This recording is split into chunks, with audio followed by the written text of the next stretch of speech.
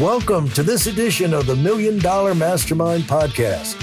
This is where we pick the brains of high achievers from all walks of life and get their hard-earned, real-world insights on winning. I'm your host, Larry Weidel. Hello, Gina. This is Larry Weidel, and we're just going here. I figure we dive right in. So I looked at your resume, all the notes we have. It's just an amazing amount of things you've accomplished in a short period of time. And let me just tell you what I like about it is you've had incredible success, but then you've had the other side of it too, to where things kind of, the rug got pulled out from under you. It's one thing to have success and then have the rug pulled out from under you, but when you've had your face on the cover of Forbes or some of these different magazines and been the star, and then kind of had to regroup. It's a challenge, but it's a good thing, because you learn things that you wouldn't learn otherwise. So thanks for being on. Let's dig in. You're currently serving as the founder, chief executive officer of Mighty Networks. Yes. And I'm pretty sure I got familiar with them with the ARC ETFs and that group a while back, but back when they were the Ants Meow before, I think they went through their comeuppance a little bit over the last couple of years. But anyway, I'm really curious. Why don't you tell everybody what you're doing right now that's so exciting? Yeah, sure. And then we'll dig into how you got there and all that.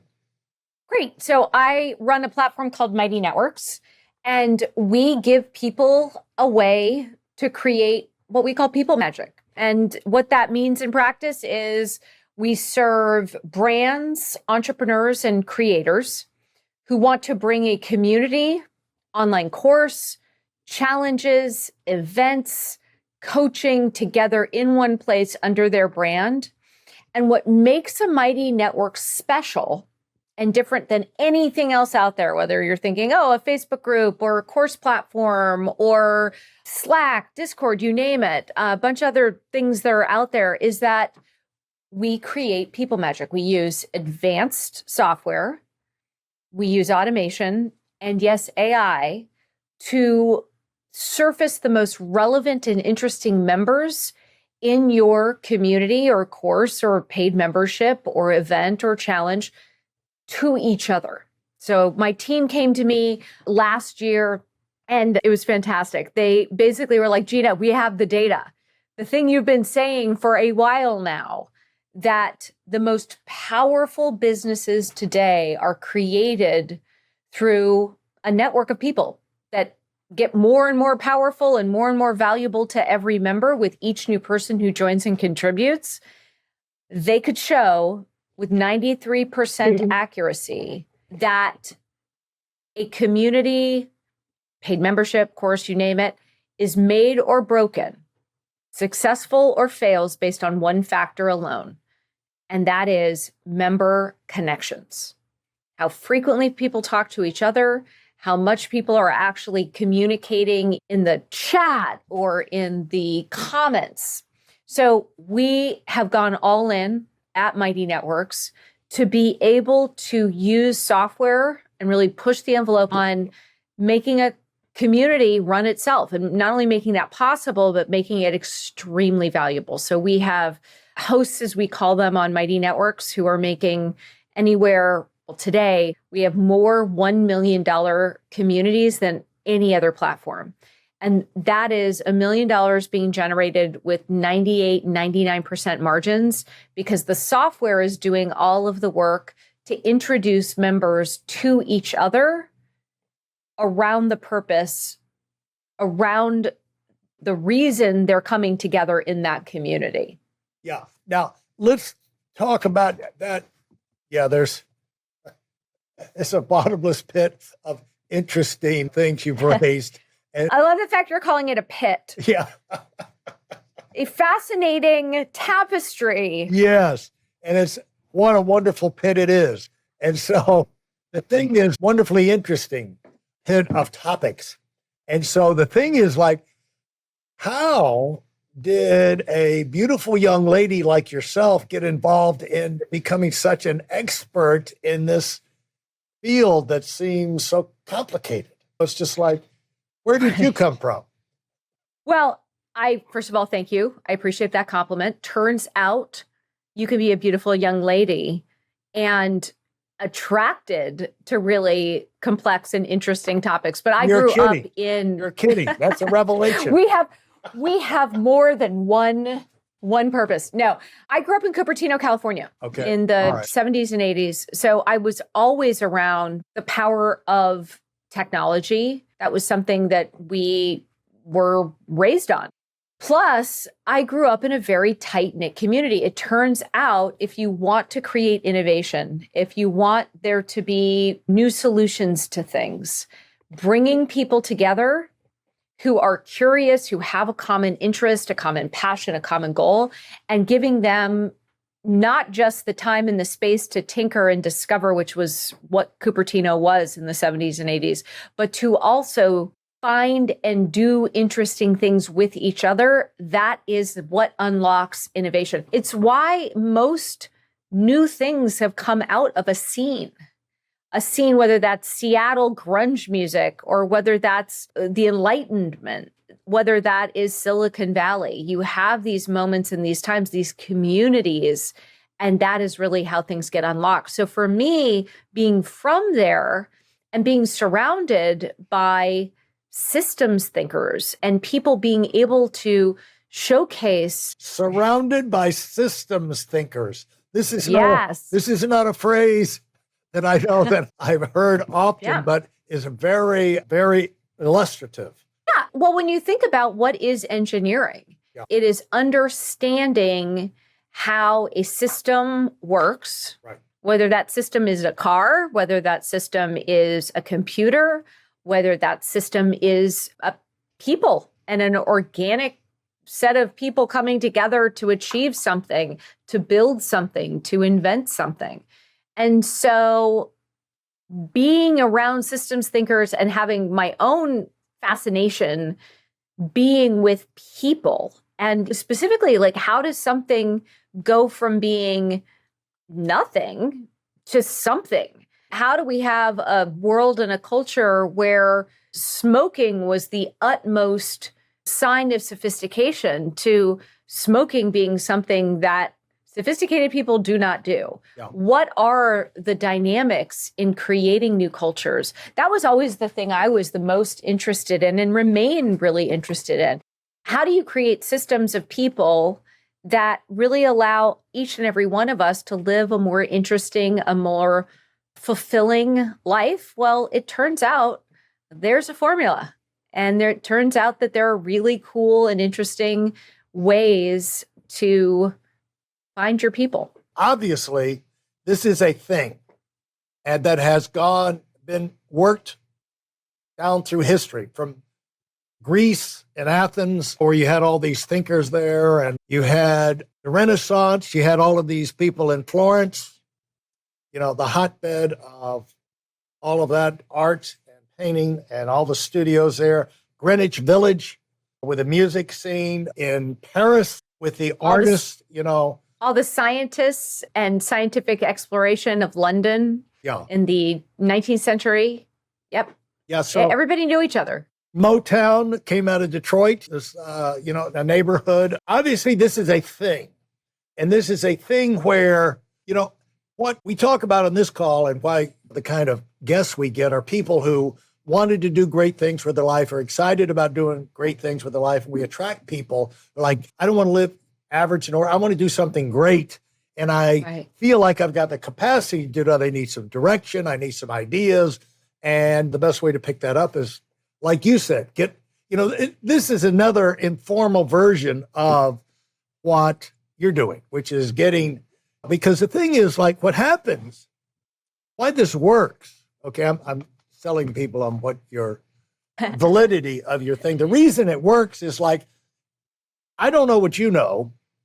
Like, if someone comes to you and they're wanting to ask you questions and they need to know things, like, you don't really know what they don't know, and they don't really know what they don't know. But the thing is, you can as you talk, I heard this phrase a long time ago, magic can happen, where it starts to bubble to the surface. And that's what happens in these communities. But if you're not talking, magic can't happen if the talking's not occurring with interested people. And one thing I think that would be helpful when I say, a pit of topics is like, to establish a framework of how big this is like, talk about the size and scale of events and communities and things. Like, there are things where people get on and they have conference calls with hundreds of thousands of people, chats with it. Talk about how big this thing gets and how it can get, that you've seen, you've learned, you're involved with it. Your software enables people.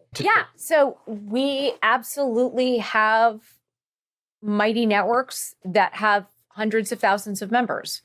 We also have mighty networks. What that means is Bob Smith has a thing where, whatever.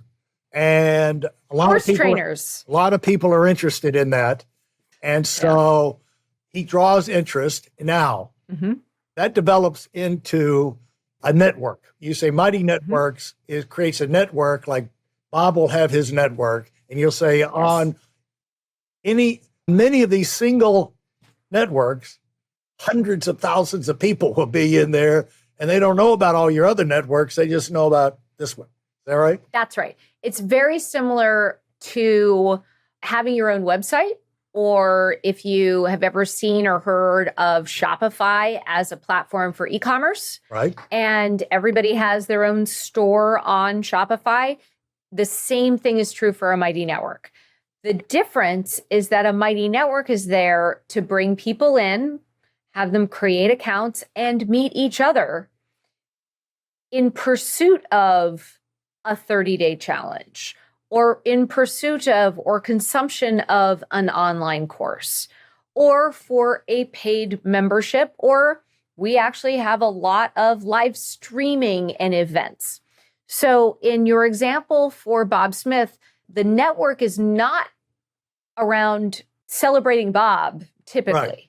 What it is Bob basically saying, hey, I'm going to bring these people together because they are going through a transition. Those transitions, if you take nothing else away from this conversation, the absolute best businesses in 2024, 2025, the next 5 years and beyond, start with people who are hungry to meet each other because they are going through the same transition.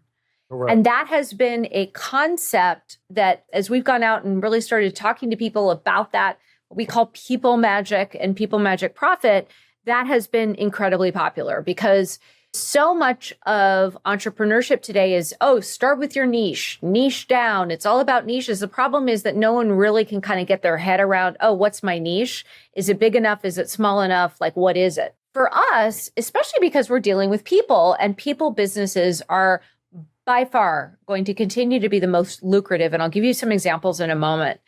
But because it's about people, it means bringing people together gets radically easier when you can raise your hand if you're Bob Smith and you're like, I'm going to bring together all of the experienced doctors who want to figure out what their next chapter is. What do? They're not going to retire, but they don't want to be doctors anymore.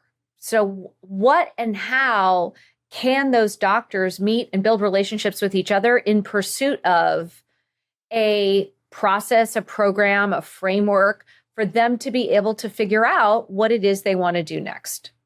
Or if you're starting a floral business for the very first time, you probably would like to be successful. You would probably like to avoid mistakes that other florists, it turns out, have avoided. So you may join a network and you would pay a membership fee, or you would buy a program or a course. This is what we do at Mighty Network. So I'll just give you an example of sort of how some of these are structured.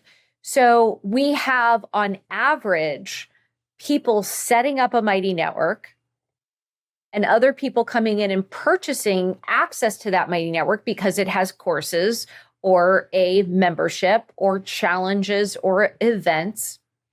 And it's on average $48 a month or nearly $600 a year. That's the average. So that means there are people that are charging a lot more than that and people who are charging less than that. But this is not about celebrating a creator. This is about how do you create a really compelling, durable business that essentially helps people of the same path navigate a transition together. Okay. And people will spend a lot of money on that.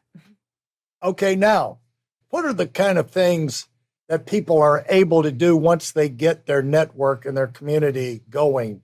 And I mean, connecting people from different countries. You talked about live events, streaming. How successful are these live events where everybody gets 1,000 emails with, come into my conference, register we have 800 speakers and the best of the cream of the crop. And you never heard of any of these people, but supposedly the geniuses in whatever. And come on in. And Neil Patel has got religion now. And so Neil Patel is doing AI and he's always hammering to get you on another 2-day conference with all the speakers. And so that's just one example, but that's obviously a hypothetical example, Larry. Hypothetical. Yeah.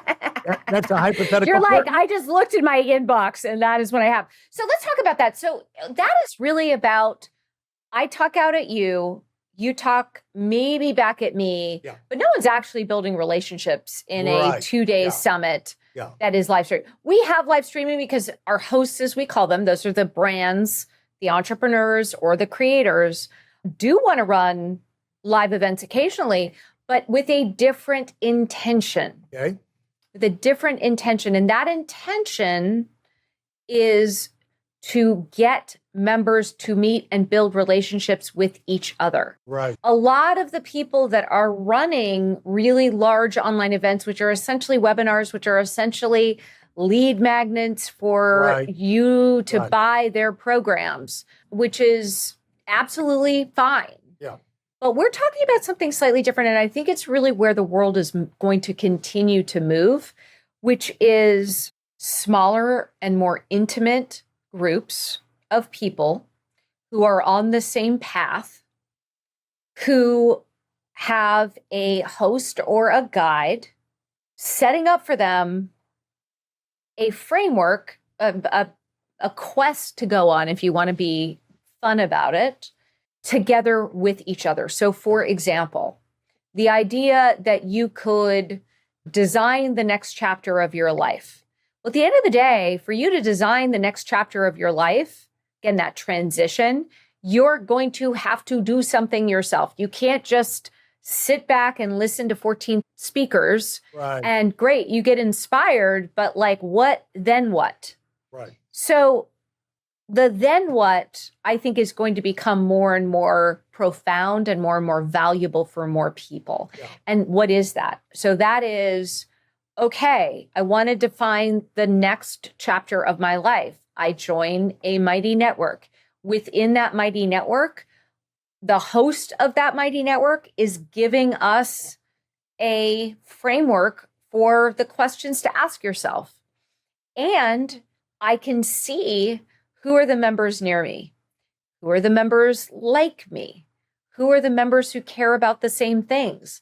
And we are able to easily find each other so that we can take those questions, do them together, share our answers, share our stories, our experiences, our ideas, even potentially share what we have to give and what we may have as an ask for other members.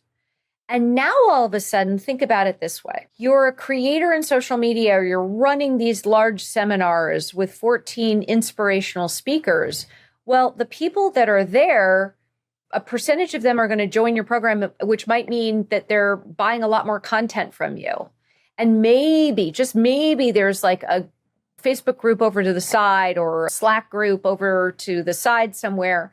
But the likelihood that anyone is going to consume that content that they've purchased is relatively low. Not zero, but relatively low. Now, here's the problem with that. if you, and this is why people have done high ticket sales, is you want to get that one-time purchase of $1,750 from a set of people coming out of that massive summit or that massive seminar. Right. But then if it feels like work and they never finish it, guess what they're not going to do? Buy from you again. So what we've seen, and why some of the very large creators use Mighty Networks, is because they understand that by making those connections between members, that creating that people magic and giving people something amazing to do together, they are going to get longer retention. They are going to get people, therefore, better results. People are coming back not for their content, but for the other members. And ultimately, what happens when any of us get results and transformation in our lives that we can't get on our own? We talk about it. And we talk about it to whoever will listen, which also means that your existing members are going to be able to bring in new members who will also get great engagement, longer retention, better results leading to word of mouth that then bring in more people. For those of you who are sick and tired of fooling around and are dead serious about wanting to move up fast, I've got something especially for you. I've combined the best insights from over 40 years in business and making $70 million in income and compressed them into a free webinar. That's right, it's a free resource.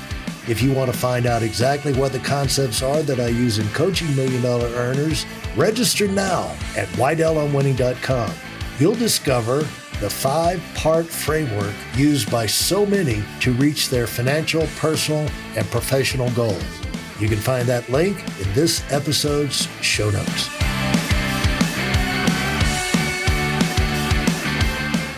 I'll tell you, I know there's a lot of people out here thinking, okay, I've got the yada yada conceptually. I don't know how it would apply to me. It sounds like it could apply to my situation. However, one thing we need to point out at this point, that it is big. And it's like I was in a manpower development business for 40 years, and we had lots of meetings. And you'd find that most of the learning in-person meeting, at big events, happen in the hallways. People, in the hallways was where the light bulbs seem to go on most of the time, and are in the hotel rooms, on the second or third night when everybody's kind of relaxed and, just going over everything. Or in the bus ride, you have people, car and bus rides, they would come from 6-8 hours, and on the buses, they'd have these long conversations and the light bulbs go on. So I see the value of it. I don't see how to go from start to make it happen.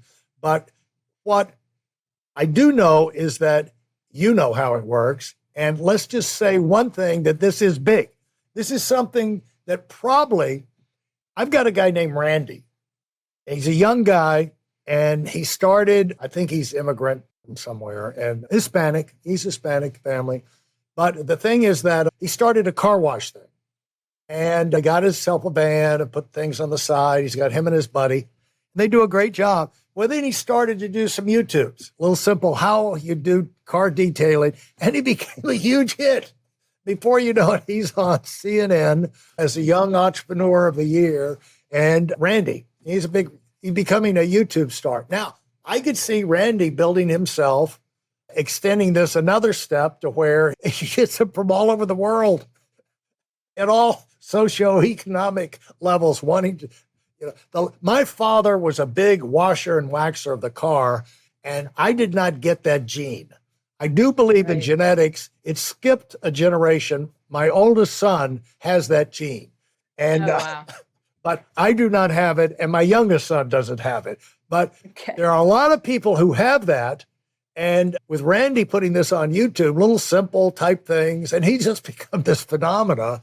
Where the car product people are going to him and everything, and they saw him on YouTube. and they want him to promote their stuff. So I could see how that could go.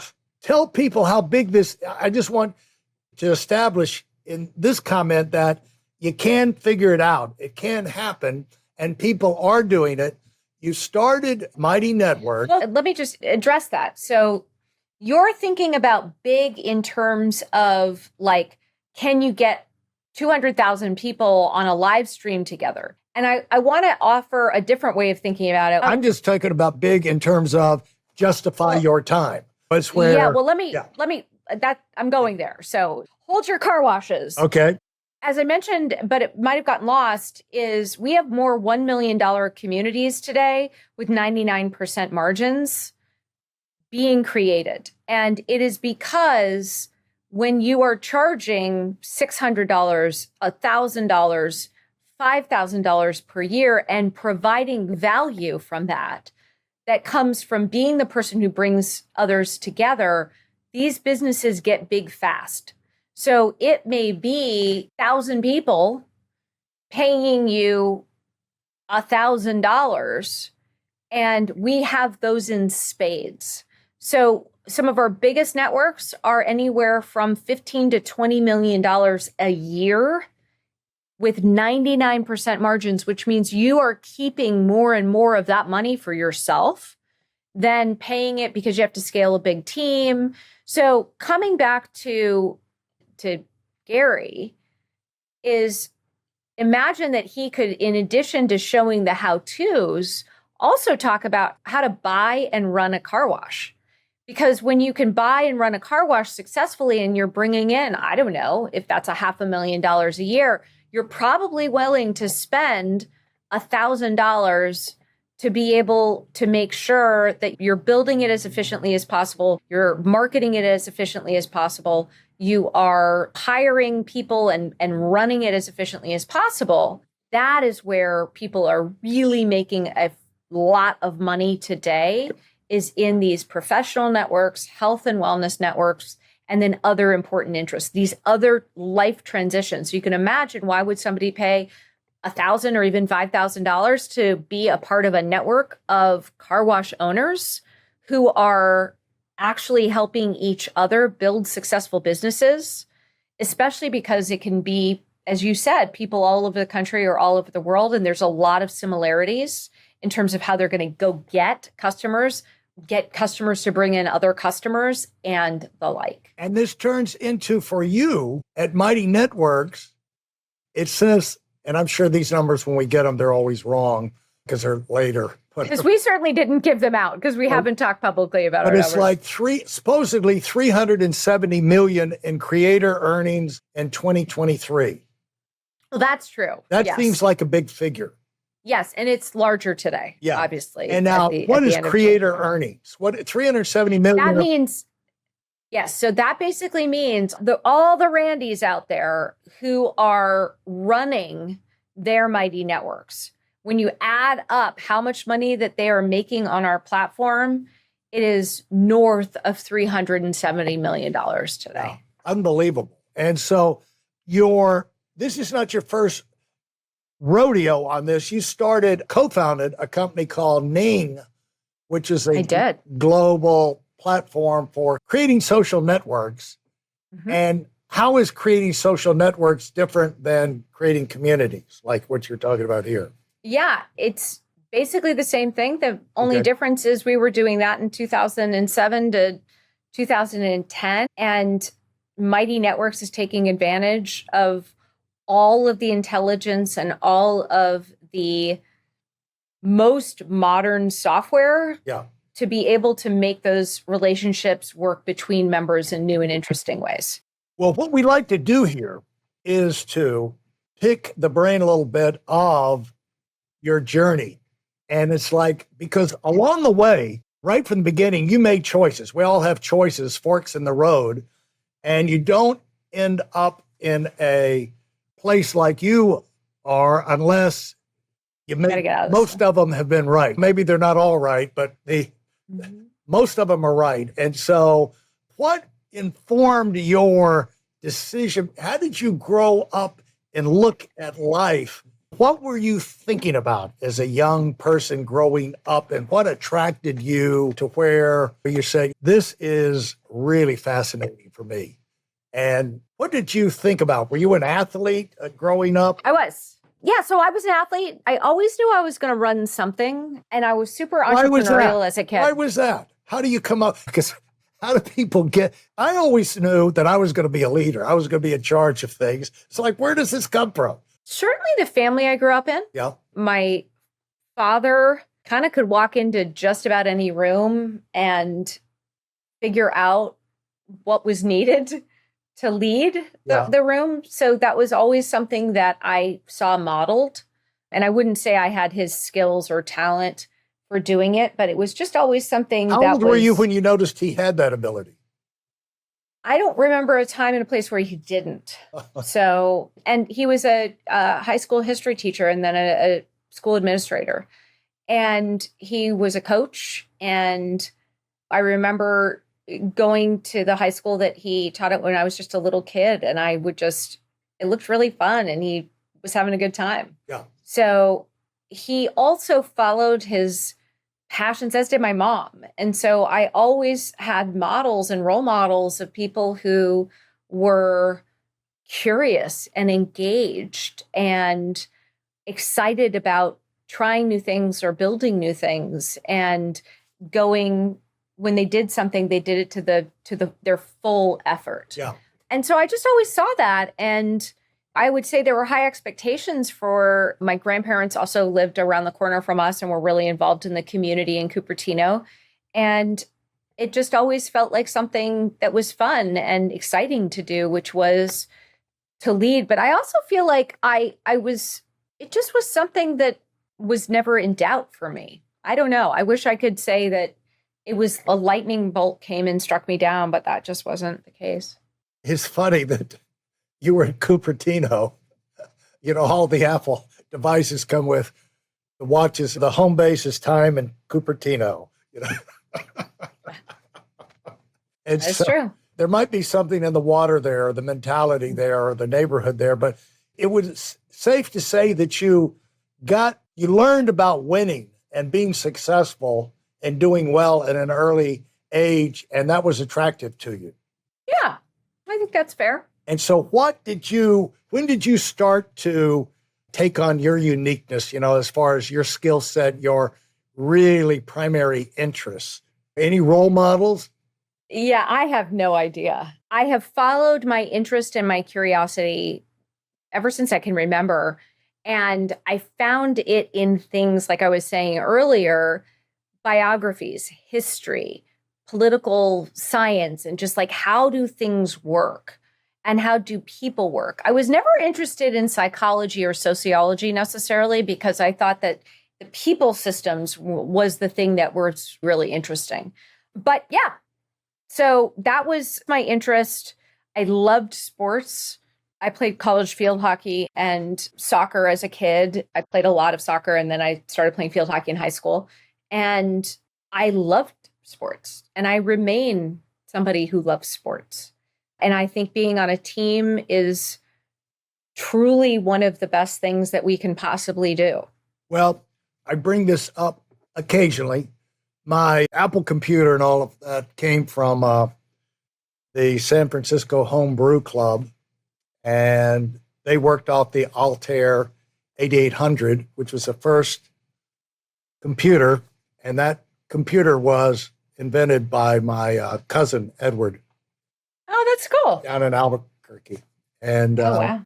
Microsoft, the name Microsoft came from Bill Gates and Paul Allen winning the contract to put the software on that little box. And so the name of the company was Micro Instrumentation and Telemetry Systems. Yeah. And so micro software, that's where that came from. And so my cousin Edward was obviously a pretty bright guy. And he told me, as I was coming up, getting ready to go to school, he said, follow your natural curiosity and beware that all this institutional learning has the effect of beating that out of you. Mm-hmm. And you kind of lose that, but it's your natural curiosity is going to lead you to what you're supposed to be doing in your life and what you could be great at. Where did you think, but you have to give yourself a kind of permission to follow that. Did that, you think, came from your parents? I don't know. Honestly, I mean, my parents certainly helped. Yeah. They modeled being curious. They modeled being engaged in the world. Yeah. I was always pretty self-motivated. What was your first job that you got in and really started learning some things, or that was a difference maker, you think? Well, I mean, probably right out of college was the first full-time job I had that wasn't a summer internship. And it was at an investment bank called Goldman Sachs. And I was one of the first high technology group analysts in that, in the San Francisco office when it was like 4 people, and then the internet happened, and it was just an incredible experience. So I was incredibly fortunate to be in the right place at the right time, surrounded by the right people, and I wouldn't trade that experience for anything. Well, you said something that you noticed you were always interested by communities or people groups or people systems and how that worked. I don't think that's a concept that occurs to most of us to even notice, especially not at a young age. When you're in leadership, you have to get people together and figure out how to move them. It's smaller versions of Walt Disney World. And I've always enjoyed going to Walt Disney World and seeing how they move masses of people. Man in the Mass. It's incredible. Man in the Mass is totally predictable. Man as an individual is totally unpredictable. And so it's really interesting to observe how these big corporations have figured out how to manage the masses. But you noticed that interaction. I think, what about that did you notice? And why do you think you were intrigued by that? What was intriguing about Goldman Sachs? No, about the idea of communities and people groups and the power of that. I grew up in a very tight-knit, so I grew up around the corner from the Homebrew Computer Club. And that was not rare in Cupertino in the late 70s, early 80s. Everybody, if they were interested in something, there was the Model A car club. Yeah. There was the Mini Lop Rabbit or the Guinea Pig Breeding Club. There was anything you could imagine. There was even something called Lyceum where you could learn how to make candy or about extraterrestrials or all these amazing things. And that was just Cupertino in the late 70s and 80s. And I think that what I saw and what I observed were people that were curious and engaged in the world. They were also, it was a very engaged community. My grandparents had moved there to open a nursery because it was all orchards and agricultural. Right. They moved there and opened their nursery in 1950.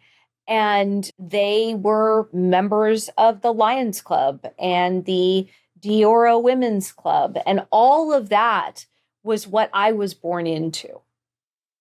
And so I saw community work, not only overall, but also related to your interests and your passions and your goals and what you wanted to accomplish, whether that was as educators or as local business people and small business owners, as well as guinea pig breeders. And so that was like oxygen to me.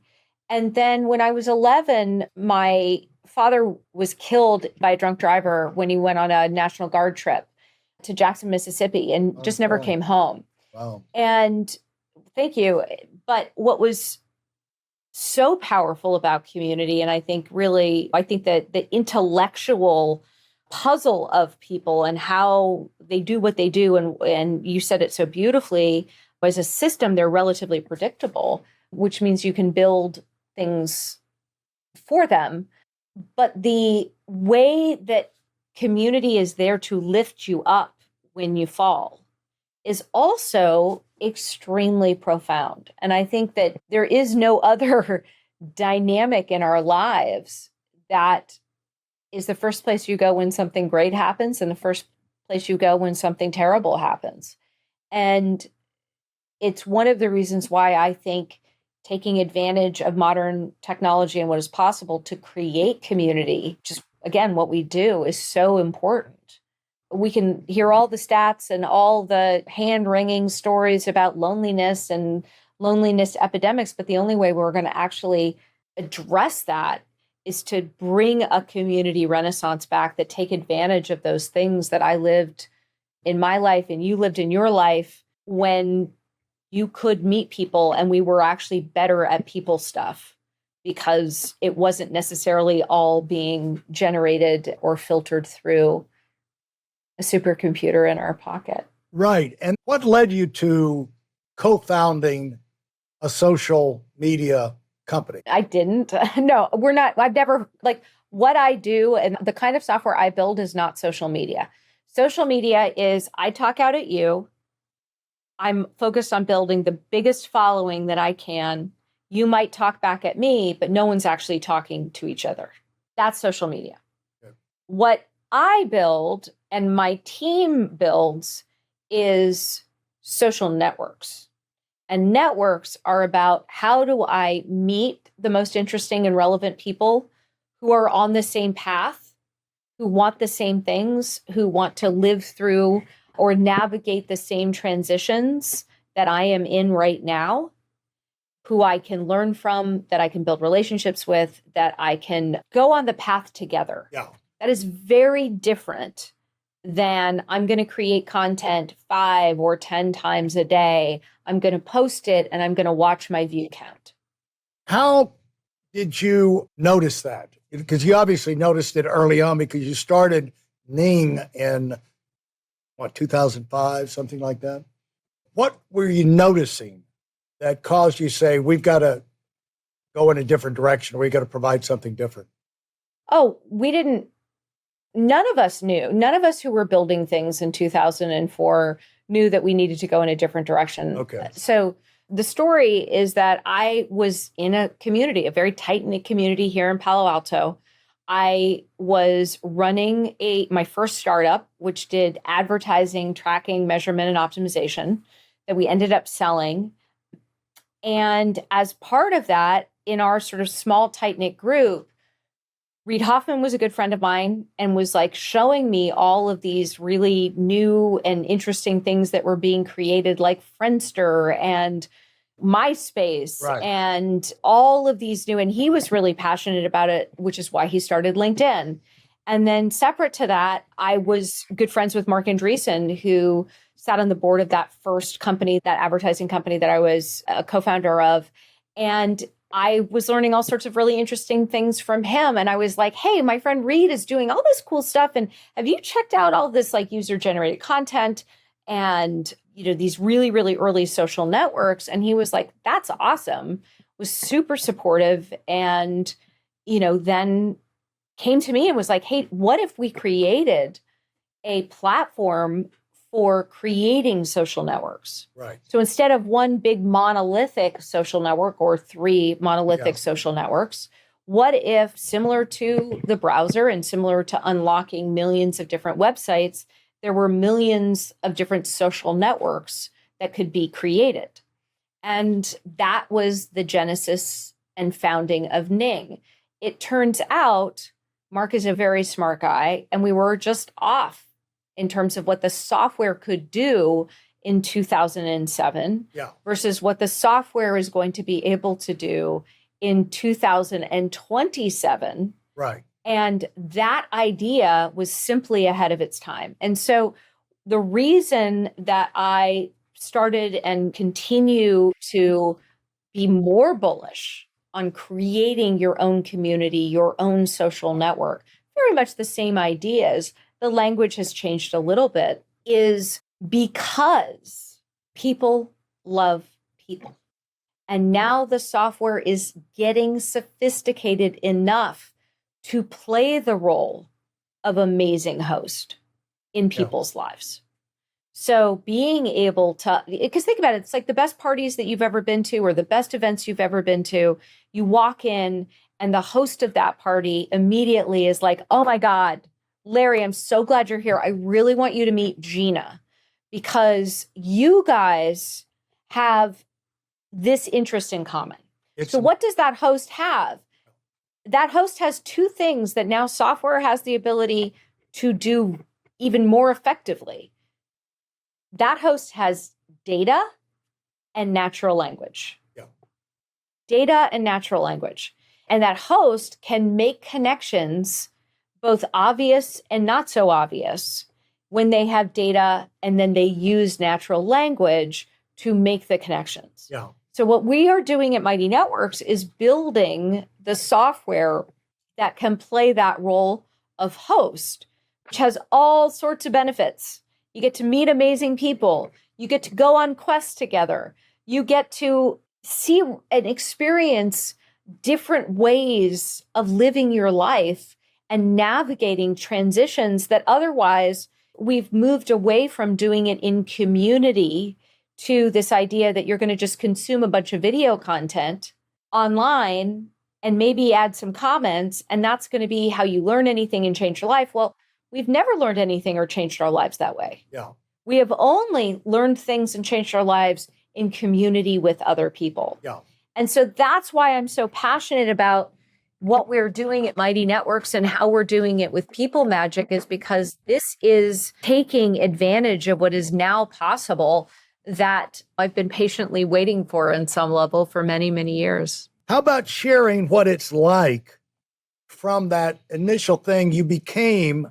This is a booming, growing thing, and all the media is looking for the sizzling people out there, sizzling companies. So it says, you might be offended by this. They said that you became the it girl of the social media companies. You're on the cover of Fast Growth, Fast Company, and a staple on the speaking circuit, where I'm sure you got the glowing introductions and everybody is this, you're a hero.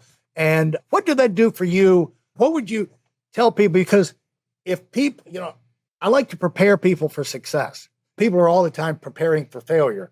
But the deal is, if you research your idea, you get in, you have the energy, you hit it right, you just might screw up and be a big success. People have done that, and that can happen to you. And so what is it like to where you get this rush of success? We're so used to getting rushed with negativity that all of a sudden you go into a thing where you're rushed with positive feedback and you're everybody's role model. And I mean, let's be clear. What you really do as you raise your profile is you put a target on your back. Yeah. And people want to tear you down. And so I think the most important thing is, and by the way, there's plenty of people who are nice. Yeah. I don't know. I think it's somewhat irrelevant. I think, at least for me, having a profile, I would say, helps get, especially today, it helps you attract attention to your ideas, your purpose, your mission, what it is you're building and how you're building it. It's incredibly empty if you don't have a bigger purpose for what it is that you are trying to bring attention to, I would say. And the other thing is, it's fine. I would say it was never my end goal, and it still isn't my end goal. What is much more interesting to me is creating software that hasn't been created yet, and building it out in such a way that it can have a profoundly important impact on people's lives, both the people who are creating these networks and those people who are joining and participating in these networks. And so I just think about that kind of attention, media attention, again, like in a world that is rapidly changing in terms of the kinds of what it means to have attention. It's a byproduct that if it can be used towards my mission, I will do it. And otherwise, like we referred to early on. Like, great, fine, but it's not what's important to me. Well, you had the chance to start over and regroup, and I'm sure you had some real clear ideas of what was going to be important to you and what was a smarter way or better way or more efficient way of building the company this time around. What were some of those thoughts, priorities that you had, non-negotiables, things are important to you, things you're going to do, make sure that your team was going to do, things you were not going to allow. What are first things that just jump into your mind on that time? Look, I had a fantastic experience at Ning. I learned more than I could have ever learned in any other professional setting. I truly believe that.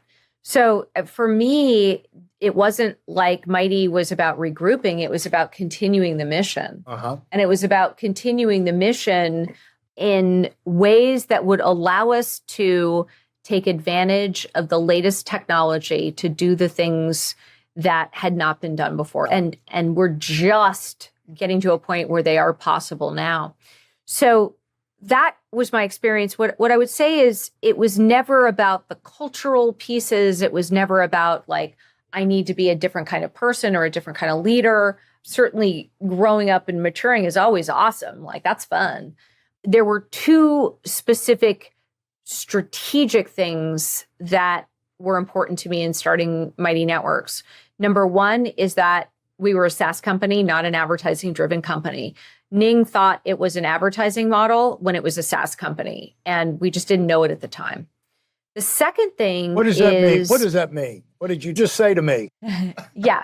So what that means is that at Ning, when we were growing and we reached nearly 100 million people around the world, 300,000 active Ning networks on a monthly basis, we had a way, we didn't have a revenue model other than you could buy $36 worth of, you could turn different things off, but we had $36 that you could spend with us. Well, IBM had a intranet for its company and its partners on Ning that had 500,000 people in it. 500,000 people in an IBM intranet, and we charged them a grand total of $36 a month. That's what I mean. This is a model that needs work, yeah. Yes, exactly. But at the time and the place, and certainly within Silicon Valley, it was a belief that only you had to be free and run ads. That was the model. We did not know that it was actually that model of being a platform for creating a social network. Actually, that was something people should pay for, and there should be transaction fees and all of the things that we do at Mighty Networks today. That's okay. That happens. Yeah. And then the second one was being mobile first. So that basically means making sure that we're structured and we're still a very flexible platform at Mighty Networks, but that we are flexible and you can have your own iOS app, you can have your own Android app and your own web app. At Ning, we only had the web app. I see. Let me shift gears and find out, where are you talking from today? What part of the country? I'm in Palo Alto, California. So I'm about 25 minutes north of where I grew up in Cupertino. Wow. You're just really adventuresome, I tell you. I've left at various points, but I am very happy in Palo Alto. Okay. And tell us about yourself. Are you a family person? I know you're a family person in community, but. Certainly, yeah. Oh, I'm married and I live in Palo Alto. Kids? No. Okay. And so is your husband in business with you? I mean, have you learned? No, he is not. We very happily have separate careers. Yeah. And what can you say to people about that that's good about that? What have you learned about, what's the wisdom in that? I don't know that there is any. I think the amazing thing is being like I've done entrepreneurship as a single person and as a married person. I prefer the married person, right? But it's just because I feel like I'm married to the right person. Right. It would be a disaster if you're married to the wrong person. Yes. And the wrong person is defined by not supportive, not very patient with the hours or the intensity or the distraction, and doesn't believe in the overall mission, which is, in my case, and probably most entrepreneurs' case, really important to them. See, you did have a lot of wisdom on that. But those are things, it's very good because people are going in and out of relationships through their lives and everything. It's good to kind of regroup and reset your mind about, okay, how am I going to look at this thing? What am I going to be looking for without getting overly detailed, to get the priorities straight. Now, what is it like to be on a big time, a board of director for a big time company like TEGNA? Is that right? You're $3 billion company or something like that. And so it's fun. What is that? I love it. What is that like? What does that do for you? Is that a plus or a drag? Oh, it's absolutely a plus. Imagine you have an opportunity to see how other businesses run and to do so in a way that is, great in terms of my learning, but also that I can contribute something. So I think it's one of the most fun things I do outside of Mighty Networks. And you have 8,000, it shows here that you've had 8,000 people taking your master class. It's over 10,000 now. Over 10,000 created your master class on community design, which is a proven framework for growing a community. Talk about that. How long have you had that? And how long did it take to catch on fire and everything? Yeah, so I started it in 2019, I think. And it took off kind of right away. It also was the foundation and the basis for what we've now gone on to do with People Magic and People Magic Profit. Gina, I appreciate all of the insight, and I'm excited about where your company is headed. I do think, for a lot of reasons that I could go on, that this is the direction. It's like an extension of podcasting and blogging and all of that stuff. So a much better extension, by the way. And so I see the only thing is I'm jealous that I don't have one. And so I'll probably be harassing you for information. That's perfectly fine. Perfectly fine. I'm having to fight jealousy all the way through the call, but I really think you're on the money, and I congratulate you for coming up with this and providing the service, because I know the thing is you try to make an impact in life and provoke people to greatness. That's the idea of giving back. But if you can do that through your occupation and pull people together, get great people talking about great ideas, great things can happen. But then what you created a community a way where that can happen naturally and actually exponentially, which is what is really intriguing to me about what you're doing. So that is certainly the goal. Yeah. So I can't endorse what you're doing any higher than that, but I would say that I like to give my guests the final word. And so we will have some people who have listened all the way through this. And I like to give them a special reward for listening through. And so do you have anything on your mind that you'd like to leave people with who want to do something great in their business, in their career, and some kind of parting comment? Yeah. One of the things that I've seen teaching community design and People Magic Profit to so many people over the years, and also just having a front row seat to the most successful multi-million-dollar businesses on Mighty, is just how quickly people get in their own way. They are too quick to comparison, too quick to fear, too quick to, oh, everybody's succeeding and I'm failing, too quick to confusion. Oh, I don't actually know what I'm doing. And what I have observed in terms of the people who have been the most successful, they embrace the unknown with joy and curiosity, not a sense of perfection or not trying to find reasons that it won't work, but enjoying the moment and the act of discovery and the act of risk taking. Because most of the things are not actually where risks. do you put your mind? That comes up. I'm very familiar with what you're saying, but where do you put your mind to allow yourself to do that while you're going through that frustration? You got to throw your mind somewhere. Yeah. A different perspective. I would rather, what I realized, we just did something for the first time a few weeks ago we did our first summit, online summit. And leading into it, I was like, oh, well, should we still do it? Like, is it the right thing to do? Whatever. And I realized, I was like, I'd rather be embarrassed than afraid. I'd rather be embarrassed than afraid. Yeah. And for a lot of people, they'd rather be afraid than embarrassed. And because being embarrassed is like, that is absolutely the only risk of doing something new. You might be embarrassed. Yeah. And So the places that I like to put my brain are curiosity and learning, meaning what can I learn from this moment?